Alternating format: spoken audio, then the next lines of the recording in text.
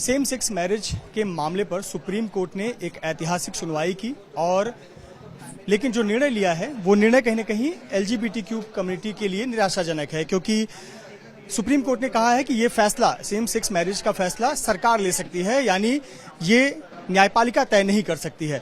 हमारे साथ LGBTQ community से बात करने के लिए कुछ लोग हैं। अंकित है हमारे साथ। अंकित, सुप्रीम कोर्ट का आपने फैसला सुना, बहुत सारे बातें कही गई, कुछ महत्वपूर्ण बातें कही गई मानवाधिकार के बारे में, जिसमें कमेटी बनाई जाएगी, वो आगे काम करेगी, कोई दिक्कत ना हो इस समाज से जुड़े हुए लोगों को, और लेकिन सेम सेक्स मैरिज पर फैसला नहीं दे सकते। किस तरह से देखते हैं आप? जी, ये निराशाजनक है कि सुप्रीम कोर्ट ने सेम सेक्स मैरिज के ऊपर फैसला नहीं दिया, लेकिन बहुत सारी छोटी छोटी बातें कही है जो काफी प्रोग्रेसिव है। जैसे कि उन्होंने गरिमा गृह की बात करी है, जो एलजीबीटी समुदाय के बच्चे हैं जो अपने पेरेंट्स के द्वारा घर से निकाले जाते हैं, उनको गरिमा गृह में, शेल्टर होम में रखा जाए।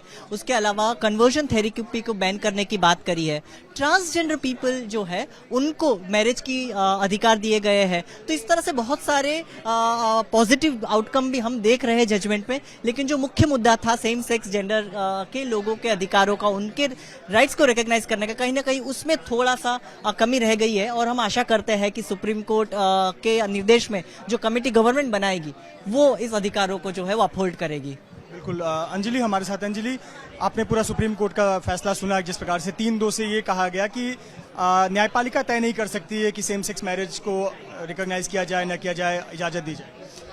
एक ट्रांस पर्सन होने के तौर पे मुझे खुशी तो है, बट मेरी खुशी उतनी पूर्ण नहीं है, क्योंकि मेरे जो दूसरे मेरे ब्रदर सिस्टर्स हैं, जो कम्युनिटीज़ हैं, उनको अभी तक उनकी मैरिज राइट्स नहीं मिली है। और अगर मैं एक औरत होने के नाते किसी पुरुष से शादी करना चाहूँ तभी मैं कर सकती हूँ। मानो अगर मुझे किसी औरत से शादी करना हो तो आज भी वो लीगली रिकॉग्नाइज नहीं है। तो मुझे बस यही उम्मीद है कि जो डायरेक्टिव सुप्रीम कोर्ट ने दिए हैं, मैरिज के अलावा जो दूसरे डायरेक्टिव्स हैं, पुलिस को दिए, गवर्नमेंट्स को दिए हैं, वो फॉलो किए जाए, क्योंकि हमारी लाइफ में जितनी भी चुनौतियाँ आती है वो और कम हो। बट आगे जाके मुझे मेरी यही दरख्वास्त रहेगी कि अगर हम सुप्रीम कोर्ट का दरवाज़ा फिर से कभी खटखटाए तो हमें इस निराशा के साथ ना जाना पड़े, और जो हमारी मुख्य मांग है कि मैरिज इक्वालिटी हो, सबको अपना पार्टनर चुनने की आज़ादी, और उसे एक शादी एक मैरिज के तौर पे जीने की आज़ादी होने की जो भावना है, वो सुप्रीम कोर्ट बाद में उसे अपनाए और हमें हमारी जिंदगी जीने की आज़ादी दे। क्या दिक्कतें आती हैं, क्या चैलेंजेस आती हैं? जैसे आप अगर सेम सेक्स की महिला से शादी करना चाहें तो आपको क्या चैलेंजेस आती हैं घर से, समाज से, जो आप चाहती थी कि आज फैसले में आपके पक्ष में आता? फैमिलीज ऑब्वियसली एक्सेप्ट नहीं करती, तो वहाँ पे से सबसे पहले दिक्कत शुरू होती है। और जिस समाज में हम रहते हैं वो समाज वैसे ही हमें धुतकार वाली नज़रों से देखता है। अगर कोई चूज़ करे कि वो अपने नेटिव फैमिली से निकल के कहीं और रहना चाहे, रेंट पे रूम रहना हो गया, या फिर अपना घर लेने की बात आ गई, अगर मेडिकल इंश्योरेंस है, कोविड के पीरियड में हमने देखा कि कितने लोगों को जो अपने पार्टनर्स के साथ रह रहे थे वो अपने पार्टनर्स के लिए साइन नहीं कर पाए, नॉमिनी नहीं बन पाए।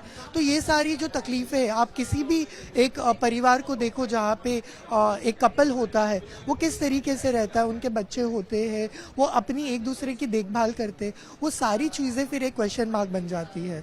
तो ये सारी चीज़ें बस एक जजमेंट के बेसिस पे नहीं तय किया जा सकता। हमारी जिंदगियाँ इस पे सरवाइव करेगी, हमारी आने वाली पीढ़ियों की जिंदगी इस पे डिफाइन होगी।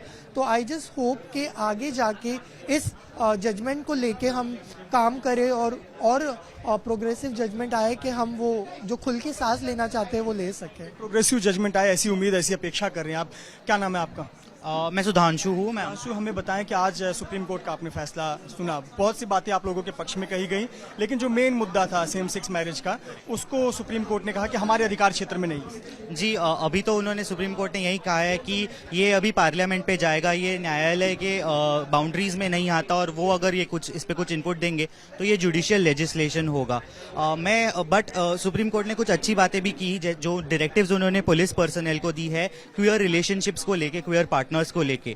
मैं हमसफर में क्राइसिस हैंडल करता हूं, और जब भी कोई प्रॉब्लम आती है क्वेयर कपल्स की, जब वो घर से भाग जाते हैं और पुलिस के दरवाजे पे पहुंचते हैं, तब उस मौक़ों के लिए हमें आज सपोर्ट मिला है, जहाँ पे न्यायालय ने इसको मान्यता दी है, एक रिकग्निशन दी है। ये बात कहलाना न्यायालय में जाके कि बाबा क्वेयर कपल्स को प्रॉब्लम होता है पुलिस लेवल पे, जहाँ पे तो और वो ना हो, इसके लिए फॉर्मेशन होना चाहिए, ये एक बड़ी बात है। बिल्कुल। तो कहीं ना कहीं जो उम्मीद थी एलजीबीटीक्यू क्वेयर कम्युनिटी को कि उनके पक्ष में फैसला आएगा, सेम सेक्स मैरिज की इजाज़त मिलेगी, वैसा फैसला नहीं आया। लेकिन जो तमाम समाज में दिक्कतें आती हैं, चुनौतियां आती हैं इस समाज को, इस कम्युनिटी से जुड़े हुए लोगों को, उस दिक्कतों के लिए सुप्रीम कोर्ट ने ज़रूर ऐतिहासिक फैसला सुनाया है कि उसके लिए कमेटी बनाई जाए, कमेटी इस पर निर्णय ले और मानवाधिकारों का किसी भी प्रकार से हनन नहीं होना चाहिए। रही बात सेम सेक्स मैरिज की, तो ये सुप्रीम कोर्ट के अधिकार क्षेत्र में नहीं आता है, बल्कि सरकार जो कानून बनाकर इस पर फैसला ले सकती है। कैमरामैन आसिफ खान के साथ मृत्युंजय सिंह, एबीपी न्यूज़, मुंबई।